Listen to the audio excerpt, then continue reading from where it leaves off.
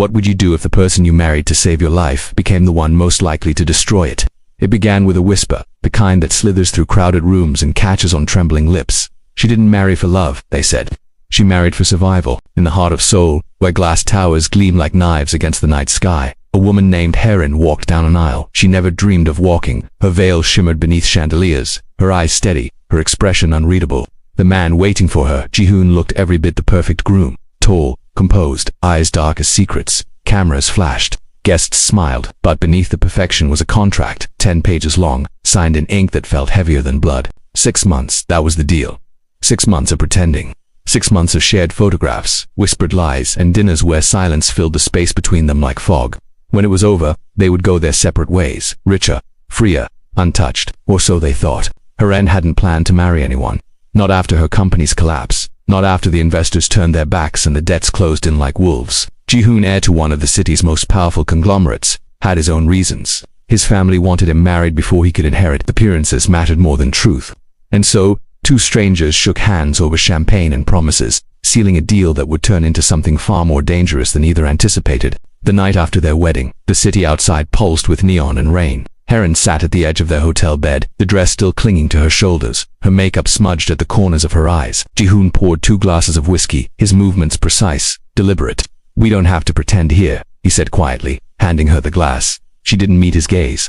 "Good," she murmured. "Pretending exhausts me," he smiled. A small, knowing smile, the kind that doesn't reach the eyes. "Then let's just be honest," he said.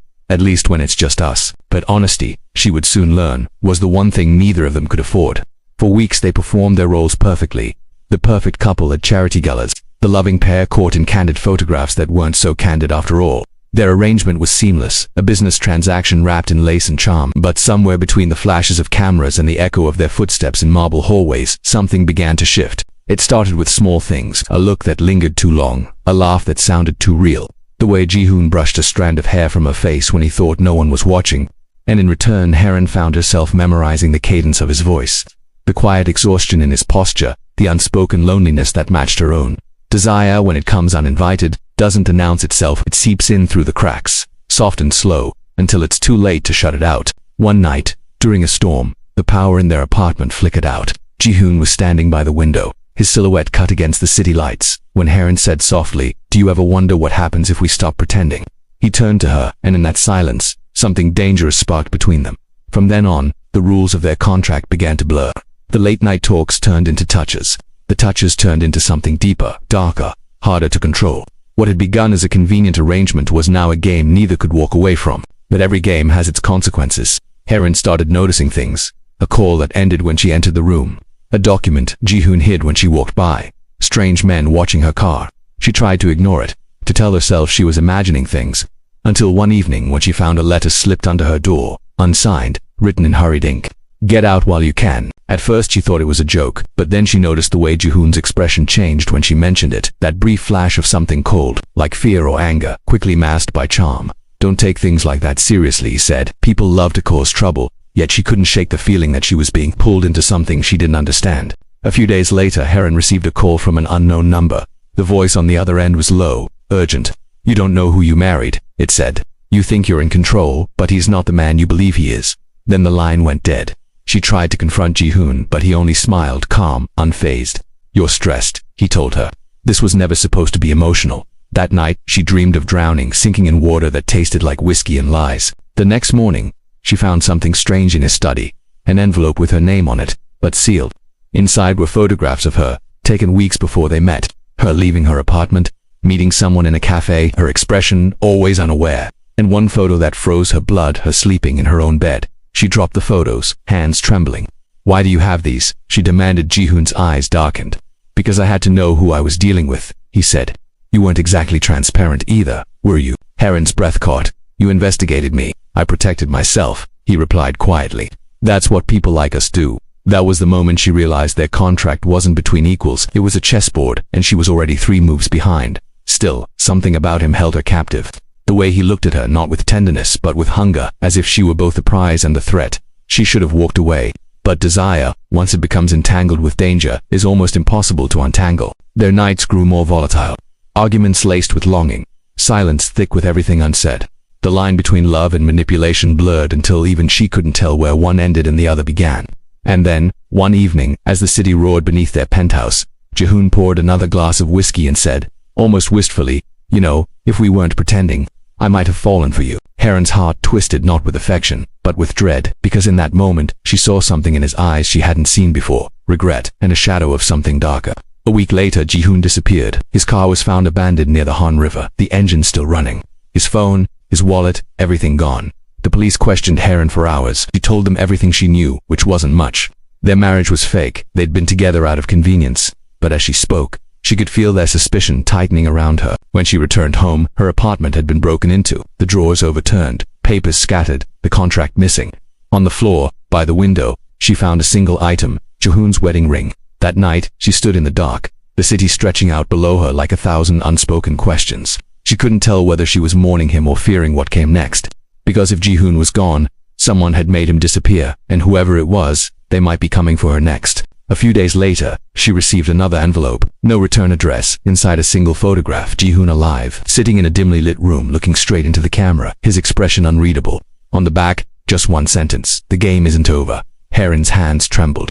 Somewhere deep inside, she realized the truth. Their marriage might have started as a lie, but what it had become was something far more real, and far more dangerous. She looked at her reflection in the window, the woman who had signed her life away for 6 months of security, and wondered which version of herself Jihoon had fallen for. The liar, the survivor, or the woman she'd become in pretending to be his wife. Outside, thunder rumbled. The city lights flickered. Somewhere a clock struck midnight, and Haerin understood that whatever this was, it wasn't over. Not yet. Because in a world built on deception, desire isn't just temptation, it's a weapon. And once it's been used, it leaves no one untouched. As she picked up the photograph again, her phone buzzed with a new message.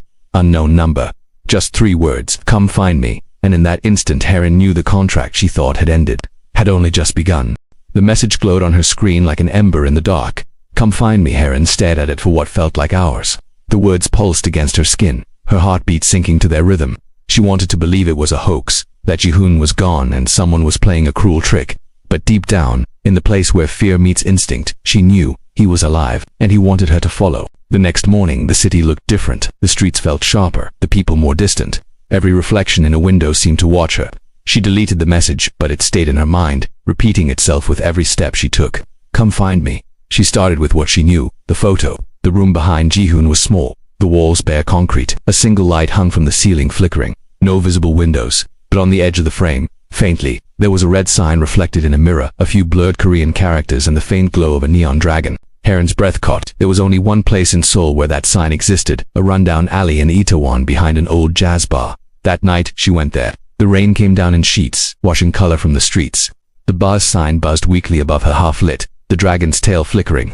She pushed open the door, and the smell of smoke and old brass filled her lungs. Inside, a few scattered patrons sat hunched over drinks, the saxophone's wail cutting through the low hum of conversation. Behind the counter, a bartender polished a glass and looked up at her with curious eyes. "You look lost," he said. "Maybe," she replied. "Do you know if there's a room for rent nearby? Something with concrete walls and bad lighting."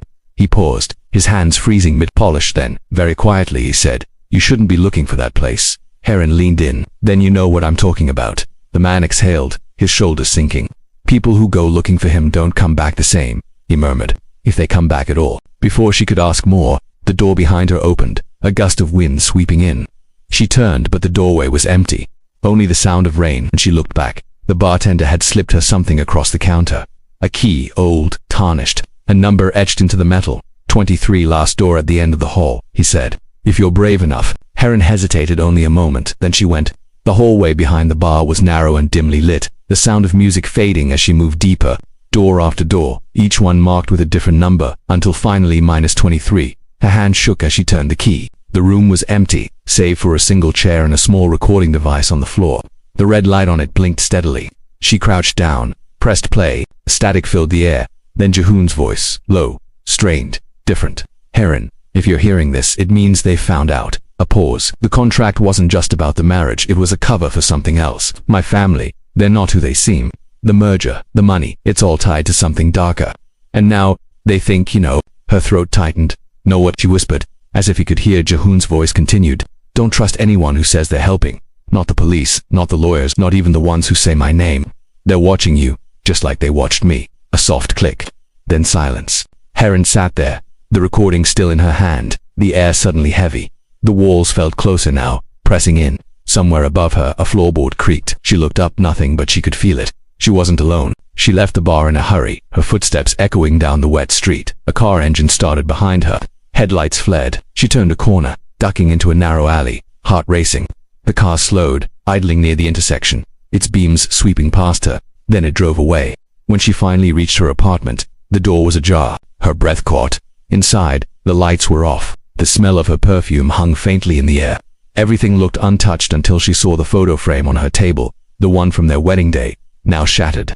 The glass lay in shards across the floor, and on the wall, scrawled in thick black ink, were 3 words. "He warned you." She froze. Whoever had been there, they'd been close enough to touch her things, to know exactly what would shake her. That night, she barely slept. Every creak of the floorboards felt like a threat. Every shadow moved differently.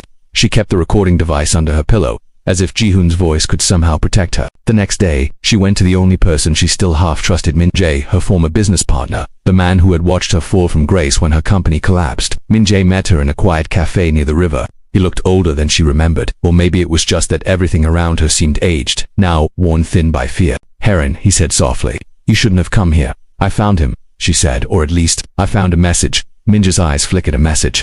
She told him everything. The bar, the recording, the warning. When she finished, he leaned back, his expression unreadable. "Jihoon's family, the Han Group, they've been under investigation for years," he said quietly. "Money laundering, political ties, disappearances. But no one ever talks. They make things vanish." "Disappearances," she repeated. "People who get too close to their secrets," he said, "including Jihoon's older brother. He was supposed to take over the company, then one day, gone. Just like that." Haerin felt a cold chill creep up her spine. "You think Jihoon's next?" "I think," Min-jae said slowly. "He's already in deeper than you can imagine, and now you're part of it." They sat in silence for a long moment, the city's hum filling the space between them. Then Min-jae slid a small card across the table, an address, handwritten. "If you really want answers," he said, "go there. But be ready for what you find." That night, she went. The address led her to an old warehouse by the docks, its windows boarded, its walls streaked with salt and rust. The air smelled of rain and sea. She pushed open the heavy door, the hinges groaning, and stepped inside. The space was empty, except for a faint light coming from a small office in the corner. She approached cautiously, her shoes crunching on the gravel. The door was half open. Inside, a computer hummed softly, a single screen glowing. On it, a video file, labeled with a date, October 21st, the day before Jihoon disappeared. Her hand trembled as she clicked play. Jihoon appeared on screen, sitting in the same chair as before, looking directly into the camera. But this time, his tone was different, calm, almost resigned. "If you're watching this," he said, "then it means I couldn't stop them. They're after something I took, something they'll kill to get back. I tried to keep you out of it, Haerin, but they know about you now, about the contract, about everything." He leaned closer. "You have to trust me on this. There's a key hidden in the place we first met. Find it, and you'll understand." The screen went black. Haerin's pulse quickened. The place they first met, not their wedding, not the parties or photo shoots. Their first meeting had been at a small art gallery, months before the contract was ever signed.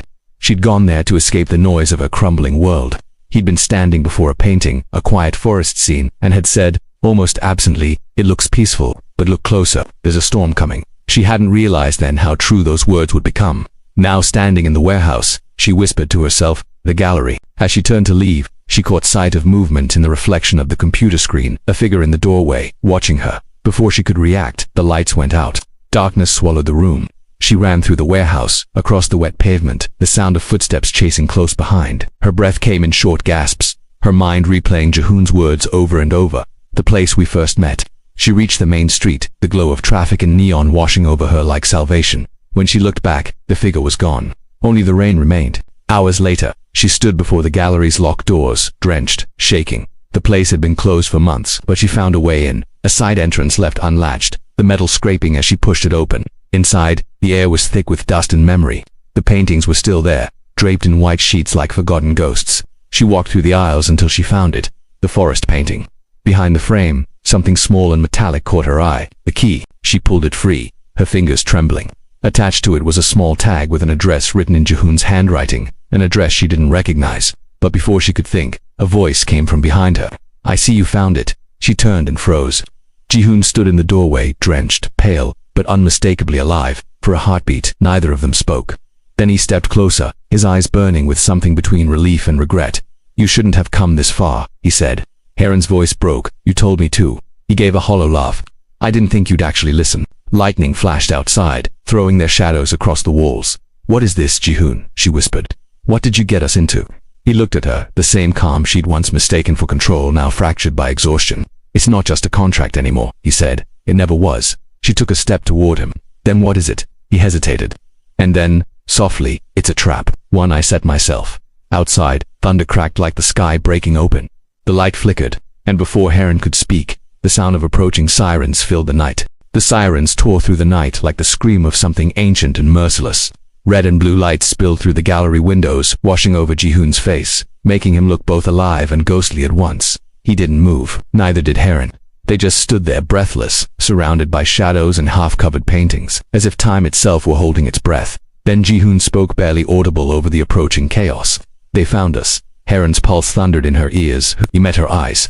My family. Before she could respond, the front doors burst open. Flashlights cut through the darkness, slicing across the walls. Men in dark suits flooded the room, not police, but something colder, quieter, corporate enforcers. The kind who didn't need badges. Jihoon grabbed her hand. Run. They slipped through the back exit, the echo of boots following close behind. The rain had turned to mist, fine and sharp as glass. They ran down the alley, breath clouding, shoes slapping against the wet pavement. Haerin's lungs burned. She didn't know where they were going, only that Jihoon's grip was the only thing keeping her upright. At the end of the alley, he stopped. A car was waiting, black windows tinted. He pulled open the door, shoved her inside, then followed, slamming it shut. The driver didn't turn around. Where to? He asked. Anywhere but here, Jihoon said. The car roared to life. Haerin turned to him, words spilling out between breaths. You said it was a trap. What did you mean? What is all this? He didn't answer immediately. His hand went to his temple, rubbing as if trying to erase something from his memory. The contract was supposed to keep you safe, he said finally. A paper shield. But I underestimated them. Your family. He nodded. They run more than just the Han Group. The company is a front for information trading, surveillance, political control. Everything that looks legitimate on the surface is rotten underneath. I used to be part of it, until I found out how deep it goes. Haerin stared at him, the city lights flickering across his face. So why marry me? His jaw tightened. Because I needed someone they wouldn't suspect. You were ruined, discredited, desperate. No one would think we were allies. Her voice cracked. Allies. He looked at her then. He looked at her then. His eyes dark with something she couldn't name. You were supposed to be my cover, Haerin. But I made a mistake. I started to care. The silence that followed was thick, heavy. She turned away, her reflection in the window blurring with raindrops. You used me, she said quietly. You put me in danger. I tried to keep you out of it. He whispered. Then why send that message? Why make me find you? He hesitated. Because I thought I could fix it before they got to you. Because I thought I still had time. The car stopped. The driver glanced at them through the rearview mirror. We're here. They stepped out into the narrow street behind an abandoned train depot. The air smelled of oil and metal. Somewhere far off, a horn wailed, echoing through the fog. Jihoon led her into the depot, flashlight cutting through the dark. Inside, the remnants of machinery lay rusted and silent, dust swirling like smoke in the beam of light. This is where it started, he said. Before the contract. Before the marriage. This is where I found what they were hiding. What did you find? He knelt, pried open a loose floorboard, and pulled out a small metal case. Inside were stacks of photographs, documents, and a single flash drive. Haerin's stomach tightened as she looked closer. The photos were of people, politicians, executives, even a few journalists, all marked with symbols, notes, dates. They're watching everyone, Jihoon said, manipulating stock markets, elections, entire companies. This, he held up the flash drive, is their ledger. Every deal, every name. Haerin's voice was barely a whisper. Why didn't you go to the police? He laughed bitterly. The police, half of them are on the payroll. There's no one left to trust. For a moment, she said nothing. The rain outside had slowed, tapping softly against the broken glass windows. She felt the weight of it all pressing down, the lies, the danger, the realization that her life had been hijacked by something far beyond her control. And yet, beneath the fear, something else was stirring. A strange calm, a sense of inevitability. What happens now? She asked. Jihoon didn't answer right away. He looked at her, really looked at her, as if memorizing her face. Now, he said quietly, we disappear. But before they could move, a sound echoed through the depot footsteps. Slow, deliberate. Jihoon shoved the flash drive into her hand. Hide it. She slipped it into the lining of her coat just as a figure stepped into the beam of light. It was Minjae for a second. Haerin couldn't speak. Relief flooded her until she saw the gun in his hand. Step away from him, Minjae said. Jihoon stiffened. You shouldn't be here. I could say the same, Minjae replied. I warned you not to dig deeper, Haerin. You didn't listen. Her voice shook. You knew about this. Minja's expression hardened. I helped create it. The words hit like ice water. Jihoon moved slightly, positioning himself between them. She's not part of this. Oh, she's part of it now, Minjae said. She has something that belongs to us. His eyes flicked to her coat. The drive. Jihoon's hand went to his side, but Minjae was faster. The gun went off. The sound split the air. Jihoon staggered backward, a bloom of red spreading across his shirt. Haerin screamed. Jihoon fell to his knees, gasping, his hand clutching the wound. The flashlight rolled across the floor, its beam spinning wildly. Minjae stepped forward. Give it to me, Haerin. But something inside her snapped. The fear that had haunted her for months burned away, replaced by something fierce and cold. She grabbed the flashlight, swung it hard, connecting with Minja's wrist. The gun clattered to the ground. She kicked it away, grabbed Jihoon by the arm, and pulled him toward the exit. They stumbled into the night, rain pouring down again. Behind them, Minja's voice echoed through the dark. You can't run from this. You're already in too deep. They didn't stop. Not until they reached a narrow pedestrian tunnel beneath the train tracks. Jihoon collapsed against the wall, blood soaking his shirt. Haerin knelt beside him, hands trembling. Stay with me, she whispered. He coughed, his breath shallow. You have to take it, the drive. Don't let them stop, she said, her voice breaking. Don't talk like that. But his eyes were distant now, fading. There's one more thing you need to know. She leaned closer. What? He swallowed hard, his voice barely a whisper. The marriage contract wasn't fake. Her breath caught. What are you talking about? He looked at her, the faintest trace of a smile on his lips. Legally, you're my wife. Everything I own, everything I uncovered. It's in your name now. Before she could respond, he slumped forward, unconscious. For a moment, the world went still. Only the sound of rain filled the tunnel. She stared at him, disbelief and terror warring inside her. Married to a man whose life had been built on deception, and now she carried the weight of his secrets. She didn't even notice the light at the far end of the tunnel until it grew brighter headlights, approaching fast. Haerin dragged Jihoon's body into the shadows just as a black van pulled up outside the tunnel entrance. Doors opened. Voices, flashlights. She pressed her hand against his wound, whispering, You're not dying here. Not yet. The men moved closer, their beams sweeping across the tunnel walls. She could see their silhouettes now. Dark suits, earpieces, Han group security. She looked at the flash drive in her hand, slick with rain. It wasn't just evidence anymore. It was leverage. It was survival. Slowly, she took off her wedding ring, the one she'd kept on even after everything fell apart, and placed it in Jihoon's hand. You wanted me to play my part, she murmured. I will. Then she slipped into the darkness, the flash drive hidden against her chest, the sound of approaching footsteps echoing behind her. Outside, the city loomed like a labyrinth of light and danger. Somewhere above, thunder rolled again, low and distant. And as she disappeared into the storm, one thought pulsed through her mind, louder than the rain, louder than the fear. If the contract had never ended, then neither had the game. But now, the rules were hers to write. And for the first time, Haerin wasn't running to survive. She was running to fight. Rain poured over the city like a cleansing fire, washing the streets in silver light. Haerin moved through the labyrinth of alleys, every heartbeat echoing in her skull. Her clothes were soaked, her hands stained with Jihoon's blood. Somewhere behind her, engines roared and voices barked orders into radios, but the sound seemed far away, almost unreal. She kept running. She didn't know where she was going, only that stopping meant surrender. And surrender meant death. She slipped into an abandoned underpass, crouching low behind a rusted pillar. Her breath came in ragged gasps. The flash drive, slick with rain, pressed cold against her chest. It felt less like an object now, more like a pulse, something alive, dangerous, waiting to be unleashed. In the distance, thunder rolled across the river, and for a moment the city lights flickered. The storm had swallowed Soul Hole. Haerin pressed her hand against the concrete wall, closing her eyes. Memories came in flashes, Jihoon's voice.com, even as the world fell apart. The day she'd signed the contract, the first time he'd smiled, not for the cameras but for her. He had built a fortress of lies around himself, but in the end, he had given her the key. She opened her eyes. The reflection of a light shimmered in a puddle near her feet. A pair of headlights, too close. Haerin darted into a side passage, climbing a staircase that led to an upper street. The city opened up around her, agate-glass towers, shimmering signs, the hum of a metropolis that had no idea it was built on corruption. Her phone buzzed suddenly in her pocket. Unknown number. She hesitated, then answered. Haerin. The voice was calm, familiar. Minjae. Her grip tightened. How did you get this number? You didn't think we'd lose you that easily, did you? His tone was smooth, almost amused. You have something that doesn't belong to you. Jihoon gave it to me. There was a pause, then a low chuckle. Jihoon always thought he could outsmart us. You should know better by now.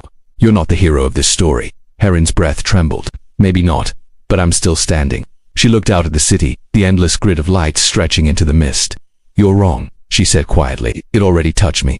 The line went dead. They'd found her again. She ducked into a crowd outside a late-night market, slipping between umbrellas and neon signs, her reflection flashing on every rain-slick surface. The city's noise wrapped around her voices, laughter, the hiss of street food, but underneath it all was the rhythm of pursuit, the sense that every camera, every passing stranger, could be another set of eyes. She needed a plan.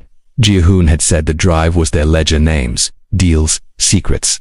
If she could get it out, show it to the world, maybe it wouldn't matter how powerful they were. Maybe truth could still cut through corruption. But to do that, she'd need a place safe enough to disappear, just long enough to expose them. She crossed the street, heart hammering. Inside, the place smelled of ink and old coffee. A lone reporter sat at a desk, typing furiously, cigarette smoke curling above his head. He looked up as she entered. "We're closed," he said automatically. Haerin stepped closer, dripping rain onto the floor. "I have a story," she said, her voice low but steady, "one that could destroy the Han group." The man blinked, then gestured to the chair opposite him. "Sit." When she was finished, he sat back, silent for a long moment. Then he said, "If what you're saying is real, this isn't just a scandal. This is a network. You could bring down half the city's elite." Haerin slid the flash drive across the desk. "Then do it." He reached for it, but before his fingers touched it, the front door burst open. 3 men in black suits stepped inside, guns drawn. "Get down," the reporter shouted, diving behind his desk. Haerin grabbed the drive, lunged for the back exit. A bullet shattered the glass window above her head. She ran through the newsroom, papers flying, lights flickering. The back door slammed open under her shoulder, and she stumbled into an alley. The rain was relentless now, turning the ground into a river. One of the men shouted her name. She turned a corner, heart racing, a dead end. "Enough running," one said. "You don't understand what you're holding." The man stepped closer. "That drive doesn't just expose corruption, it controls it. It's an access key to every transaction, every account.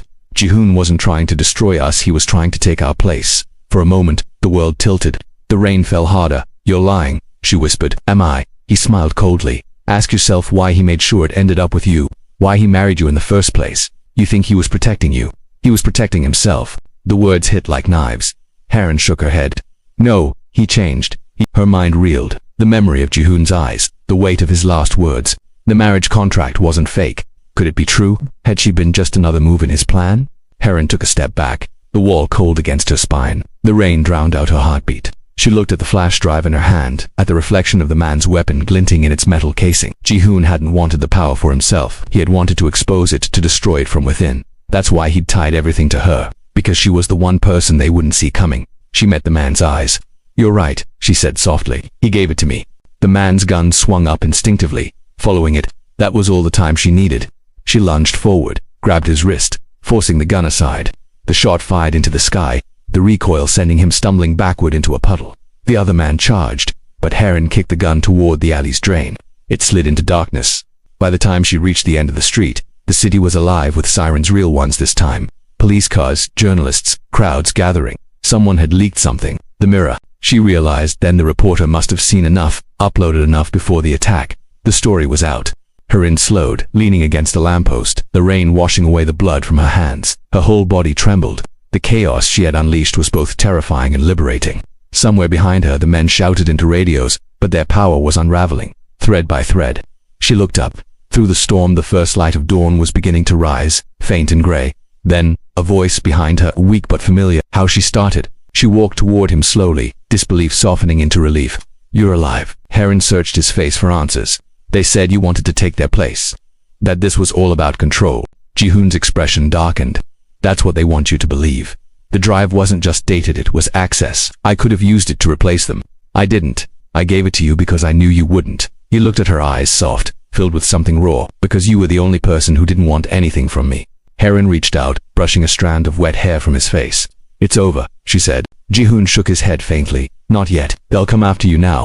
You have to disappear." His smile was faint, almost broken. "You know I can't." The sirens were closer now, lights flashing at the end of the street. Haerin could see figures moving toward them, officers, reporters, perhaps more shadows pretending to be either. Jihoon took her hand, pressing something into her palm, a small piece of metal, warm from his touch. It was a ring. Her throat tightened. Haerin stood there, soaked, trembling, clutching the ring. The dawn had broken fully now, turning the wet streets to gold. The city was waking up, unaware that beneath its pulse, the foundations had shifted forever. She turned the ring over in her hand. Inside, barely visible, was a tiny engraving, 2 words for truth. A strange calm washed over her. Jihoon was right. The game was never about winning. It was about ending the lie. And as she walked away from the chaos, blending into the sea of umbrellas and morning commuters, the storm finally broke apart. Sunlight cutting through the clouds. The storm had passed, but the city still smelled like rain. Morning sunlight broke through the heavy clouds, soft and golden, slipping between the towers and glass facades. The streets were wet, shining like mirrors. Everything seemed quiet again, almost too quiet, as if the chaos of the night before had been just a fevered dream. Haerin walked slowly through the square, her coat still damp, her hair clinging to her face. In her hand she held the ring Jihoon had pressed into her palm. The metal was cool, its weight small but certain, like something that refused to disappear. Around her life went on as if nothing had happened, people rushing to work, buses sighing at stops, vendors opening their carts and wiping the rain from their displays. The city had already begun to forget, but she hadn't. Somewhere behind the gleam of the skyline, a dozen news networks were running the story. The Han Group scandal. Secret networks missing files, anonymous whistleblowers. No one knew her name, not yet, but her actions had torn something open, a fracture in the surface of power that would take years to heal. She didn't feel victorious. She felt hollow, the kind of quiet that follows an explosion. Haerin found herself drawn to the river, the same one where Jihoon's car had been found weeks ago. The water glimmered faintly, silver in the early light, rippling with reflections of bridges and towers. She leaned on the railing, the city's breath moving around her. She thought of him, the man who had begun as a stranger, become her husband in name, then something else entirely. What had he been in the end? Savior, betrayer, both. She wasn't sure anymore. The ring caught the sunlight, scattering it into fragments. Inside, she could still feel the faint imprint of Jihoon's warmth, as if some part of him lived in the metal itself. You always said pretending exhausts you, she whispered under her breath, remembering that first night after the wedding. I didn't realize you were pretending to be strong. For a long time, she stayed there, letting the breeze pull the damp from her clothes, watching the river carry the city's secrets away. When she finally turned to leave, she saw someone standing on the opposite bank, a man in a dark coat, watching her. He was too far to recognize, his face half hidden by the rising mist. For a heartbeat, she thought it was Jihoon. Her breath caught in her throat, but when a truck passed between them and the view cleared again, he was gone. Only the reflection of the water remained, trembling softly in the morning light. Haerin walked on. Over the next few weeks, her life began to take on a strange rhythm. She moved into a small apartment on the city's edge, near the hills where the air was clearer. She didn't use her real name. Not anymore. Sometimes she wrote under aliases for online columns, small stories that whispered truth without revealing it outright. She'd learned that power didn't always fall through force. Sometimes it unraveled through quiet persistence, through words planted like seeds. Every morning she brewed coffee and read the papers. Every headline felt like an echo of what she had set in motion. Arrests, resignations, confessions, and always beneath the surface, more names, more threads. The world she'd once thought untouchable was slowly exposing itself. Still, she kept the flash drive hidden. She hadn't destroyed it, not yet. Maybe she couldn't. It had become a symbol, a reminder of what truth cost and how fragile it was. Sometimes she imagined Jihoon sitting beside her, reading the same stories, his face lit by that same mixture of triumph and sorrow. He'd told her once that power wasn't about control. It was about perception, the illusion of stability. And illusions only hold as long as no one dares to look behind the curtain. Now everyone was looking. One evening, she returned home to find an envelope slipped under her door. No name, no seal, just a single piece of paper inside.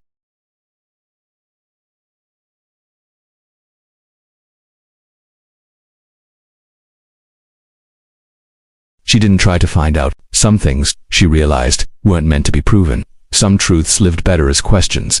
That night, she took the ring and set it on her windowsill. The sky outside was clear for once, no rain, no storm. The moonlight hit the metal, and for a second, she could almost see his reflection in it, the ghost of a man who had taught her that sometimes love and danger are not opposites, but two sides of the same coin. She closed her eyes. The city hummed quietly below, cars passing, distant music, the soft rhythm of a world continuing on.